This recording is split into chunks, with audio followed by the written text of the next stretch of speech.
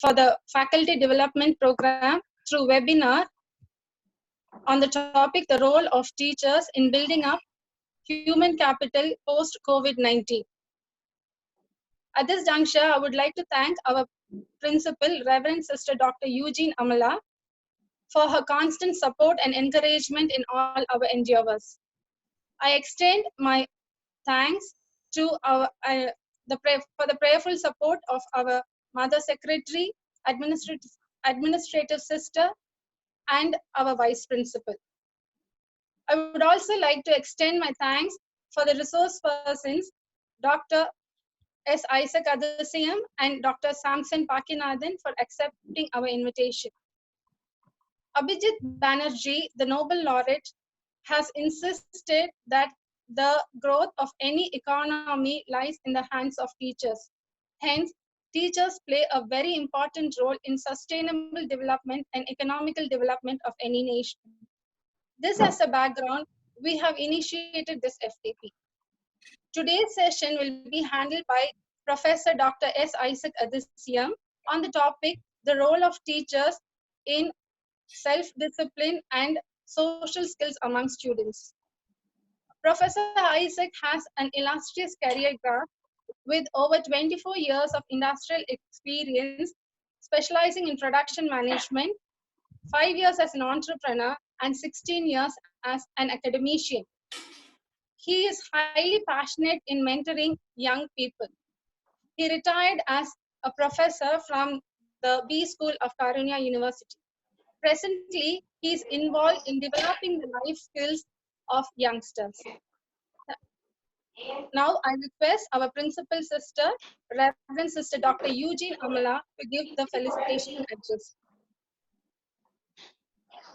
Dear educators, glad to meet you all through this webinar.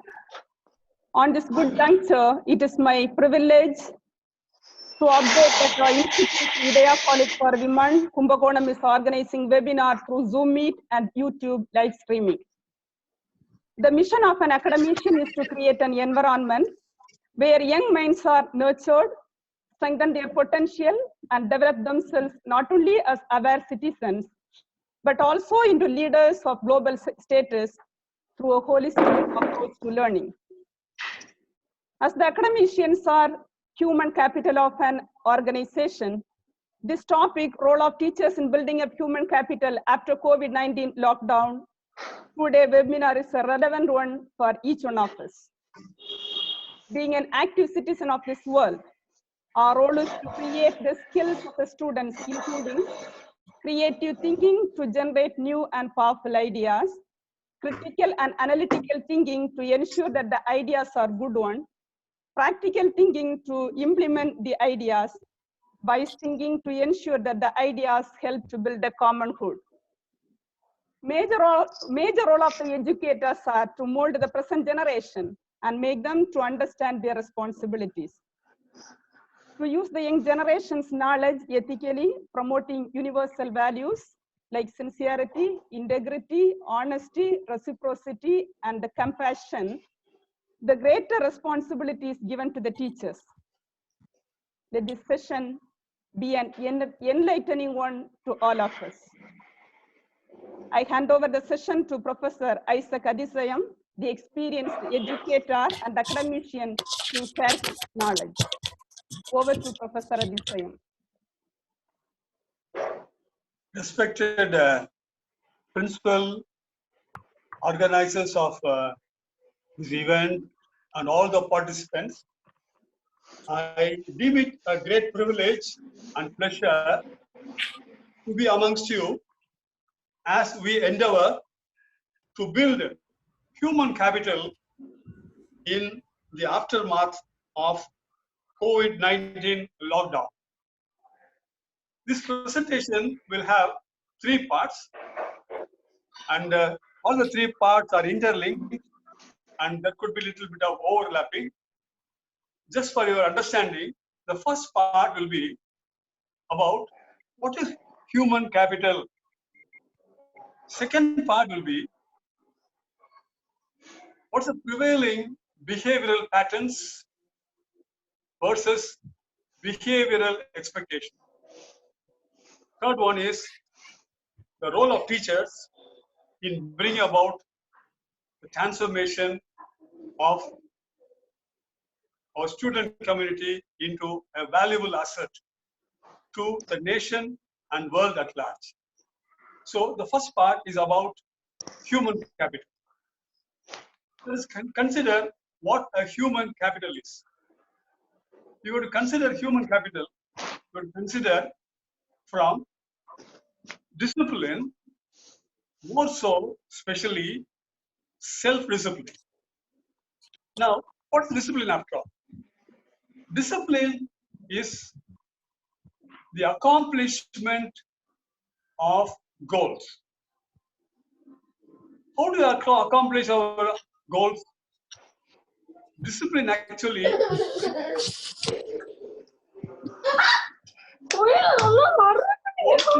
and accomplishment. Therefore, discipline is the bridge between goals and accomplishment. Now, we would consider now self-discipline.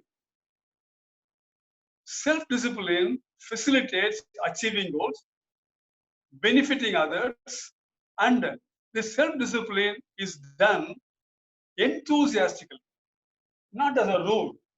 It is a voluntary involvement done with enthusiasm, with a love and concern for people around us. Now, I would like to give an example here. A person desiring to become an entrepreneur, he has to venture to understand the needs of the environment and seek innovative initiative joyfully. Now we are going to consider social skills. With self-discipline, a person's development and contribution of social skills to society is enormous. Social skills can also be understood as soft skills. Soft skills. Now, soft skills are nothing but interpersonal communicational skills. There are various types of communication. It includes verbal, non-verbal, written, and visual forms.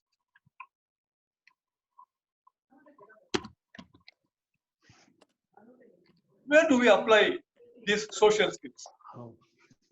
As we all know, verbal skills involve the spoken language. Non-verbal communication include body language, facial expressions, and eye contact. Anytime a person interacts with another person, the person uses social skills. Strong social skills helps to build and maintain successful relationship in all walks of life.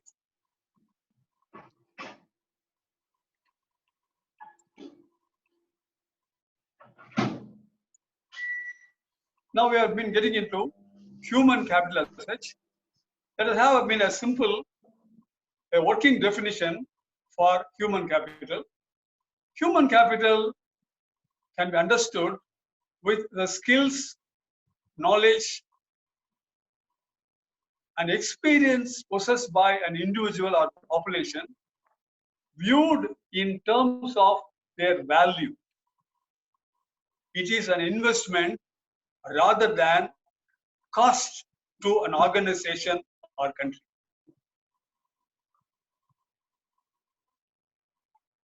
From now on, we are moving into the part 2 of our discussion.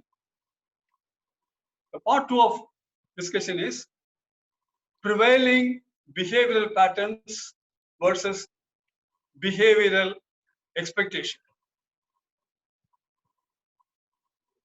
To understand the prevailing situation, we have to go little backward in the history about Spanish flu, which rocked the world in the early 20th century. To be precise, the years 1918 and 19.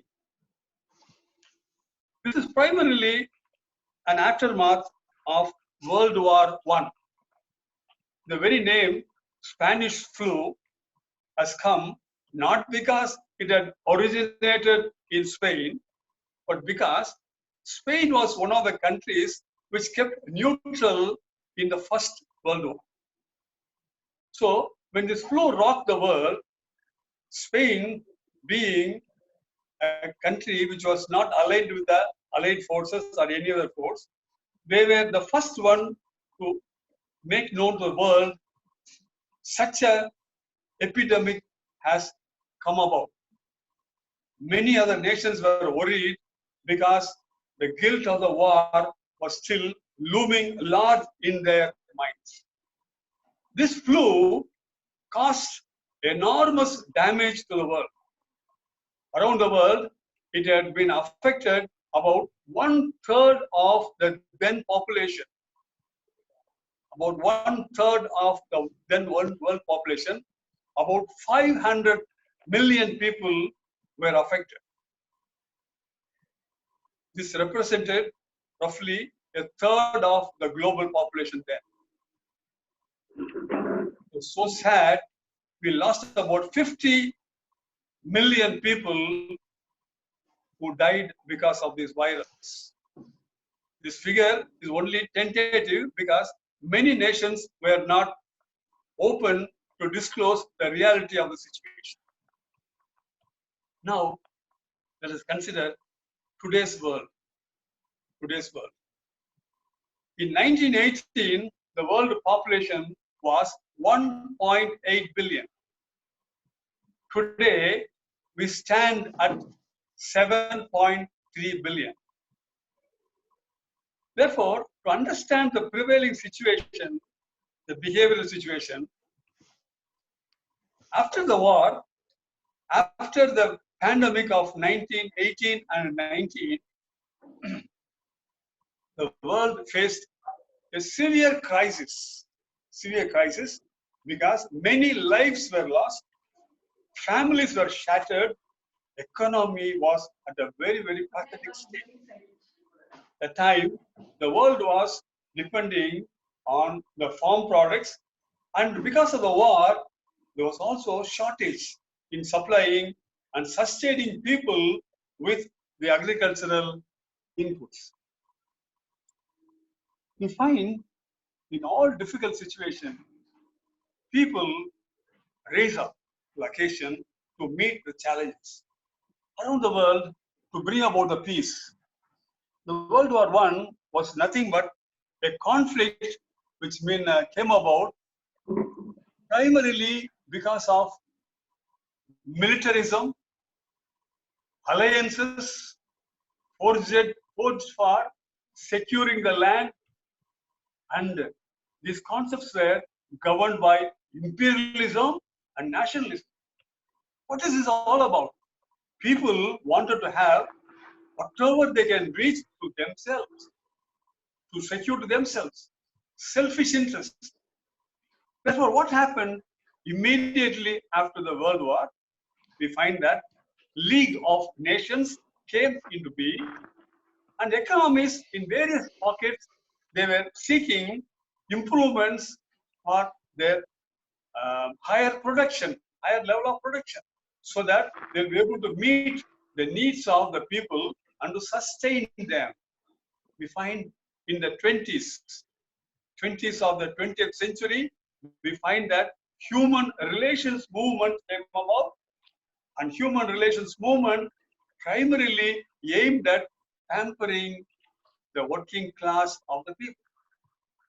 And no doubt there was improvement in the situation, and many new products and services started flowing forth into the society and bring about better, improved life standards.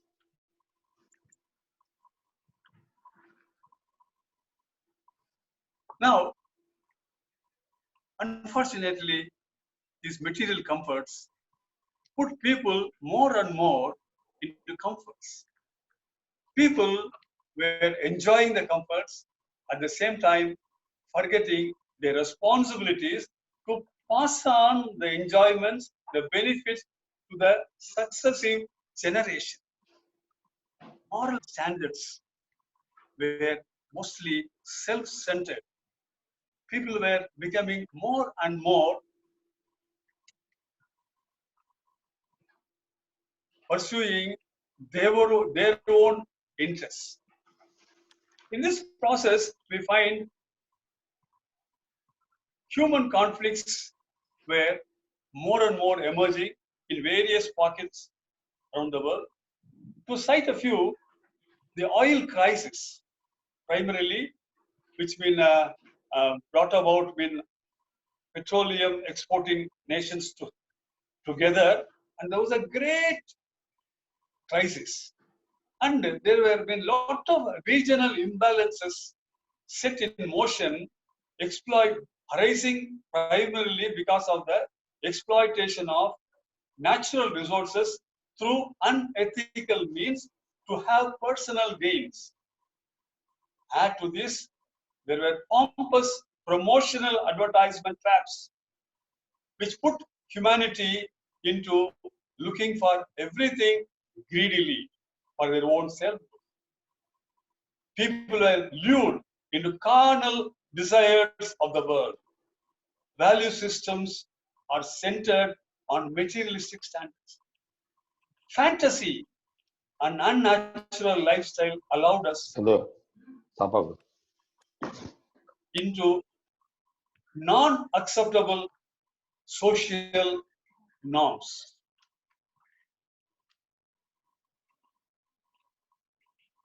This is a scenario. We all know where we stand now.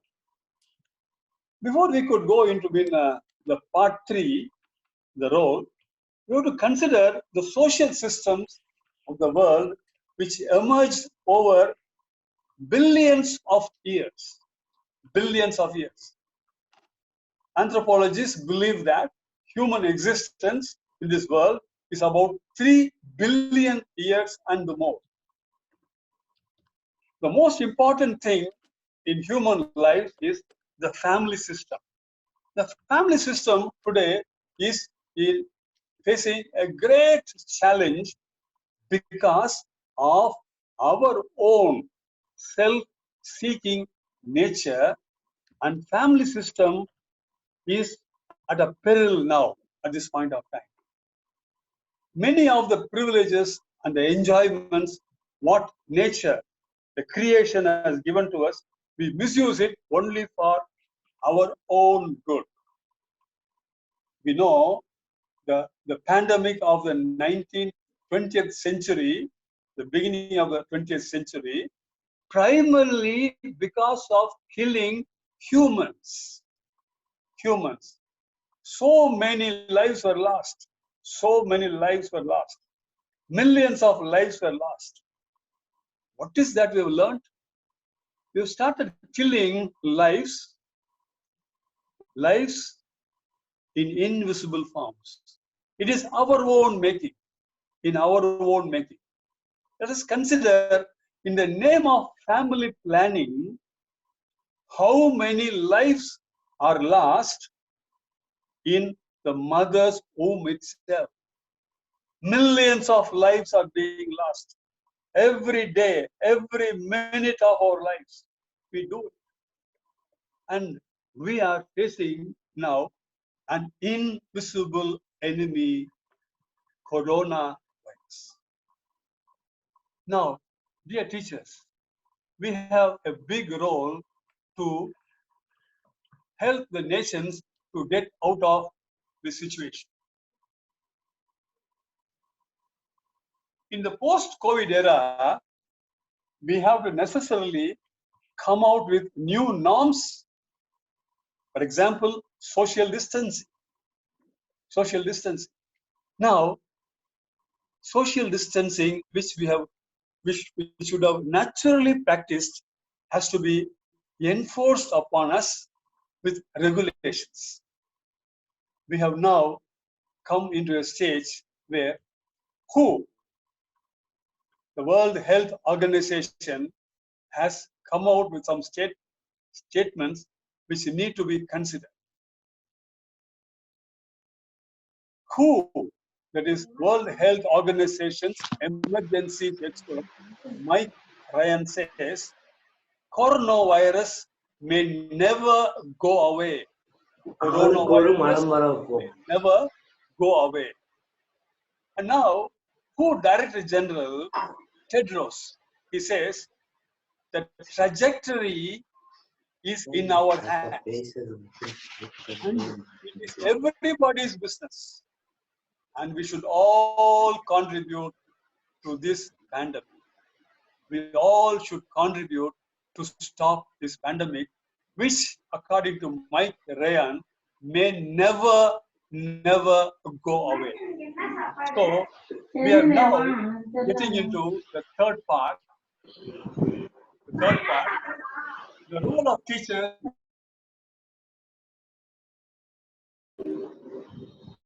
in the student community.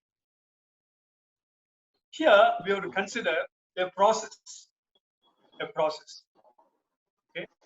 The first one is we, the teaching community, we have to introspect our own lifestyles. Have we aligned our lifestyle to natural way of living? Examine yourself. Nature has set before us good and bad. Nature has given us. In creation, every human being is given the ability to know what is good and bad. Conscience of a person's mind guides and directs what to do and what not to do. Examine yourself. Second one is set your life course in the right track by constantly seeking the purpose of your life. Purpose of life. Truthfully making appropriate course correction. Now, please understand the purpose of life matters very much for every one of the human beings. And then seeking the purpose of life need to be considered from the from a truthful perspective. Truth is within you. The truth is within you. When you introspect, examine yourself, you will be guided to the truth. Truth is waiting, knocking to help you to be delivered from the challenges that you face in life. Very much. Now, the third part is share your concerns with your colleagues. Discuss and develop guiding principles in natural law. So I talk to you three parts of a process. Part one is introspect your lifestyle. Second is set your life course in the right track, the true course. Third one is share your concerns with your community. Discuss and develop guiding principles in natural law. In short, if you want to be, you have to play a role in redeeming the student community, we have to necessarily have to set our life in the right pedestal, the right place. When you are a role, naturally you can lead others into following a right role, which will bring about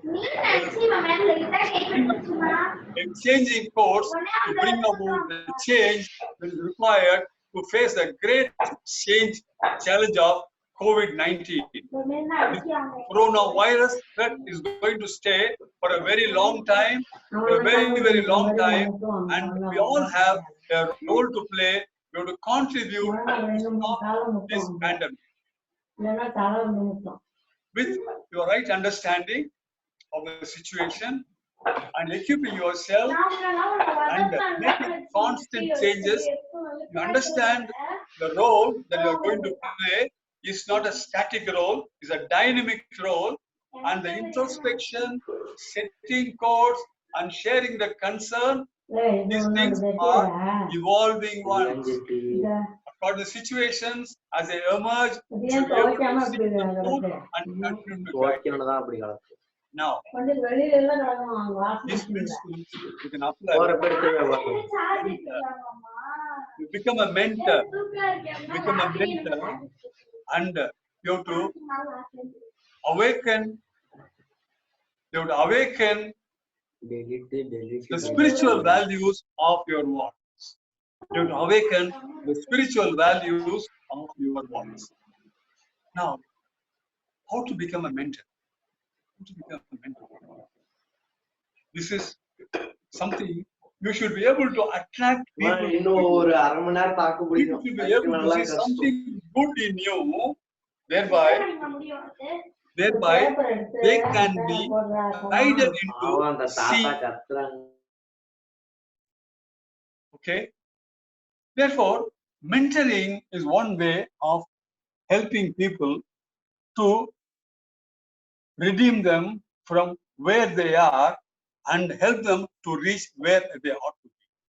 The most fundamental thing in mentoring is helping people to realize where they are and where they ought to be.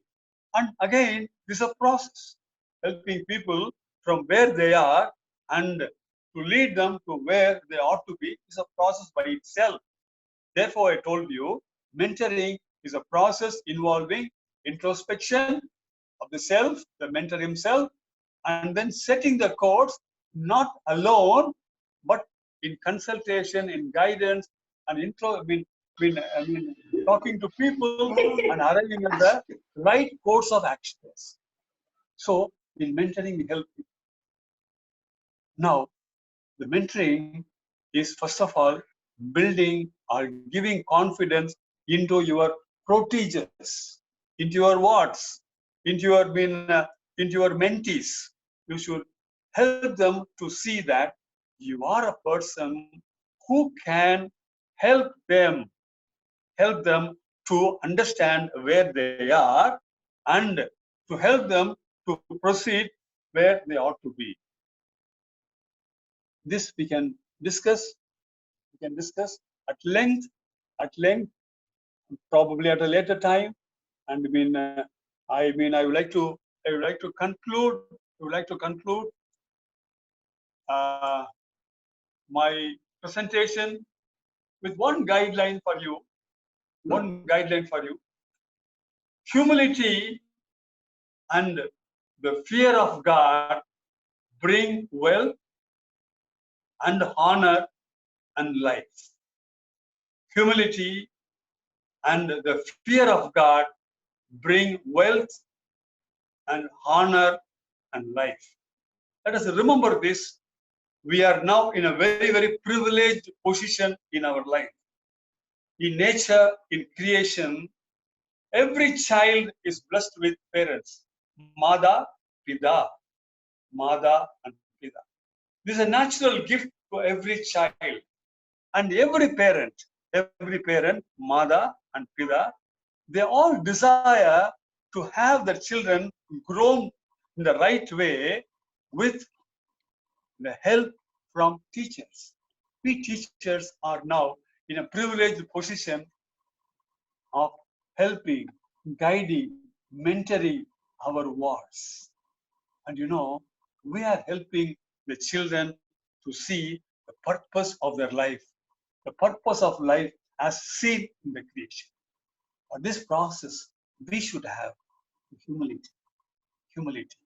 Let us be servant leaders. Submit ourselves.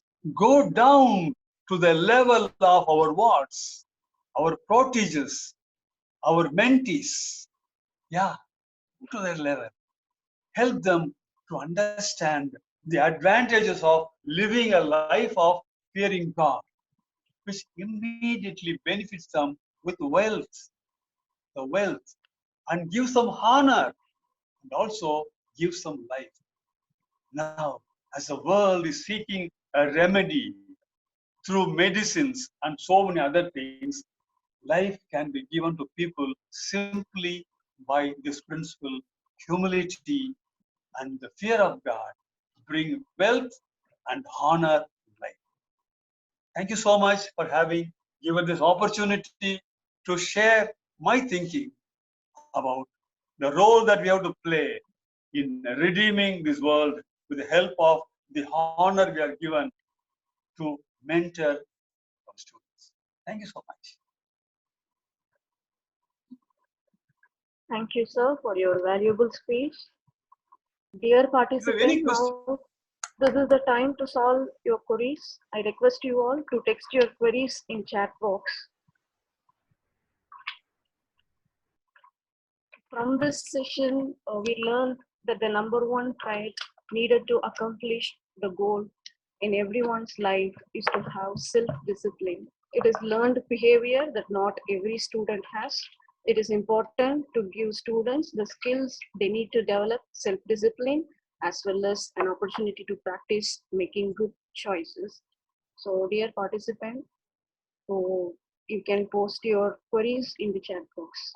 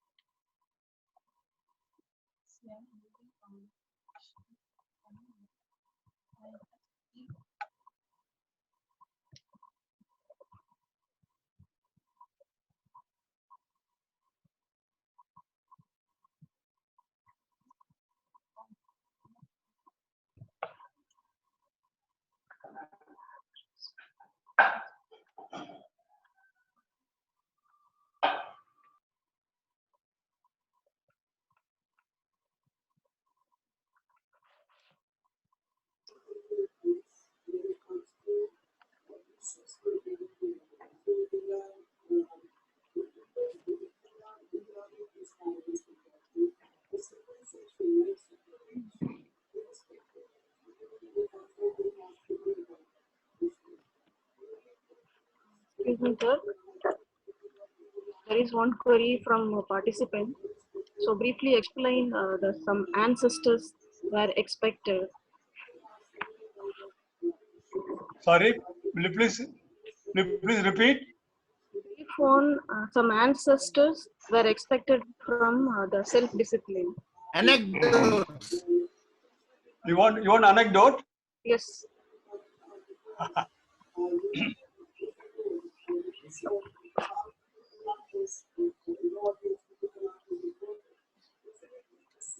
I would like to give an anecdote.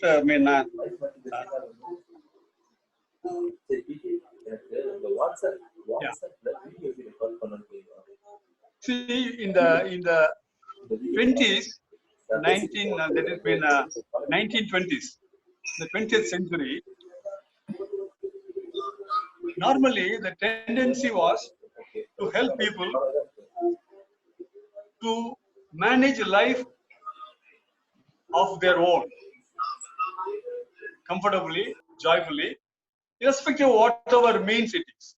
And in the 30s and 40s, a lot of challenges and difficulties. And in India, we know that we had been severe famine and we were under British rule. So the prevailing situation. So there was a poor mother, managed struggled hard to put her child into a school and started studying, and this child had out of fancy used to bring in something, taking from other friends' boxes and other things, small pencil, rubber, something fanciful, all these things. And he used to come and give mother, and mother was very happy about all these things. Funny something he's bringing in home and all this. Happy about.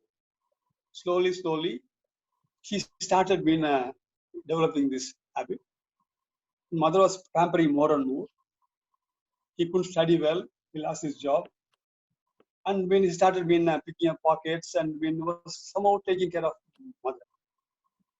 Mother was happy about it. Ultimately, one fine day, he murdered somebody and he was put in prison, about to be hanged. And while he was about to be hung,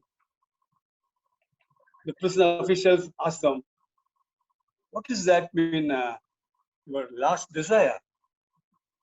What is that?" Oh, he said, "I would like to see my mom." They thought, yeah, mother with all difficulty raised him up from life. So the difficulty, they brought the mother to the prison, and on seeing the mother, he immediately pounced on her and shouted, "You are responsible for my present state. I am going to lose my life. You were pampering me. You were encouraging me, doing all these things. Today, I'm going to lose my life." I think, my friend, the whole world is facing a similar situation. Many of our fellow citizens, friends, neighbors are living a life to their own fancy, to their own good. The recent finding about the coronavirus, we were talking all these days about coronavirus is about pre-existing conditions of people who are not able to withstand or do not have the immunity, who cannot resist the bad viruses getting into the system. It was the prevailing thinking, pre-existing conditions. And it has been established in a recent research published this morning, gender, genetics, and behavior play a vital role. Gender, genetics, and behavior. Now, about this guy who keep on stealing small things and ultimately become a murderer, there was somebody who could have checked him, but he gained a genetics. Mother has no control over it. Mother not know her ancestors. Leave alone that. And how about gender? We have no control on that. But mother could have checked the behavior of the son. His unnecessary desires, unwanted desires, he could have guided them. He could have inculcated into him the right values. My friends, when we see a broken family, a person living a pompous life, a life of his own, a drunk man, are we having the guts to go and correct him, tell him what is wrong, what is right? Therefore, my friends, the world do not lack good people. We have many good people. And the world also has got bad people. The world has become bad because good people have not taken the guts to change the bad people, at least to tell them, my dear friend, what you're doing is wrong. A mother, just because he could not correct him, lost her, lost his son, and lost the person. Today, the world is losing millions of people. Today, we have in our hands so many students. We can bring about behavioral changes to them. The world today expects people with the right integrity. What they talk and what they walk should be aligned together. Thank you so much.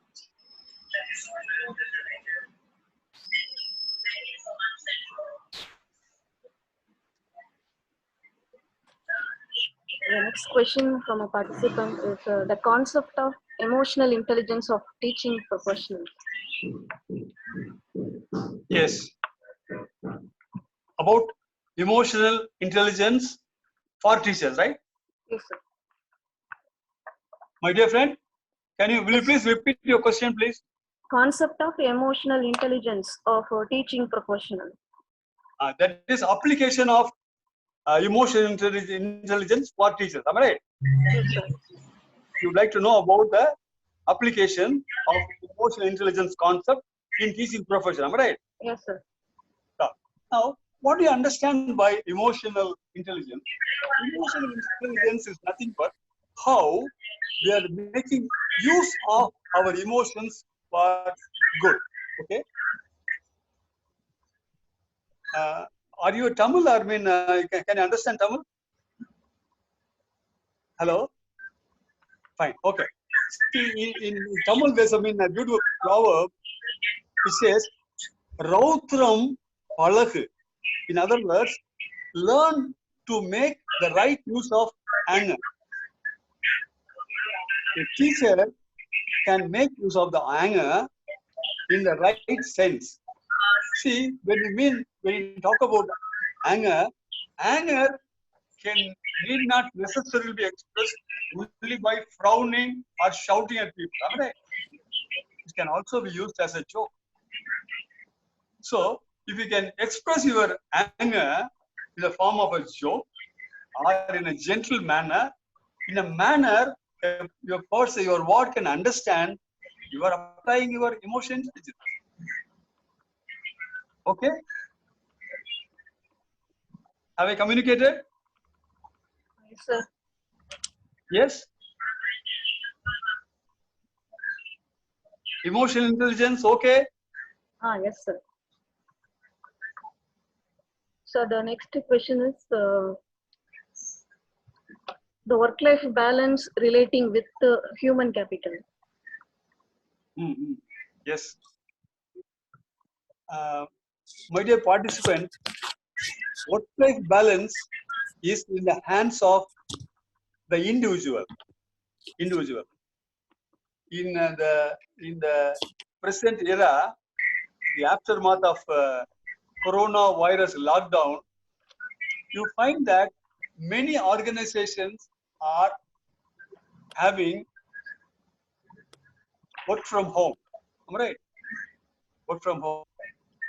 And many of us, especially teachers, been doing this work from home along with our college work over the years.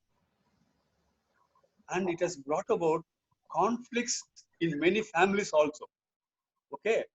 So it is up to you how to bring about the balance of your work life. And for this, an effective tool is time management. Time management. What is been convenient, comfortable for me may not be comfortable to you. But one thing common for every one of us is we all have 24 hours a day. 24 hours a day. And how you use these 24 hours every day, having needs of your own living fulfilled, at the same time serving others is nothing but work-life balance. And in this context, you will also understand the environmental requirement. Every environment requires at different times, different working hours.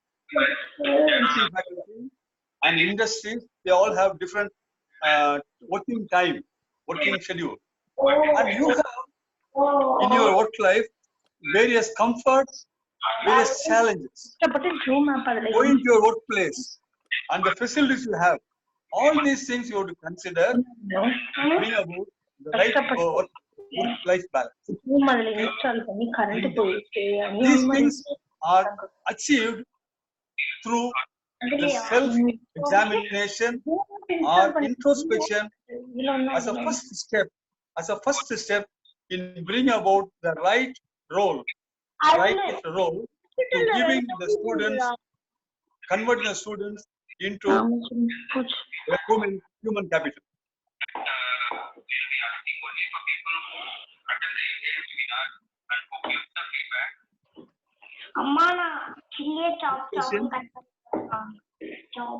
Thank you, sir.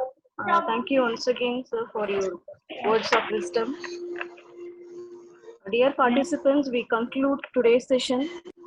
Tomorrow we have next session in the same link at 11 a.m., which is based on motivating students to build up their employability skills by Dr. Samson, Pakiyanathan, visiting faculty from Sultan Qaboos University, Sultanate of Oman. Thank you, participant. Tomorrow we will resume here in the same link at 11 a.m. Thank you for your cooperation. Thank you all. Thank you.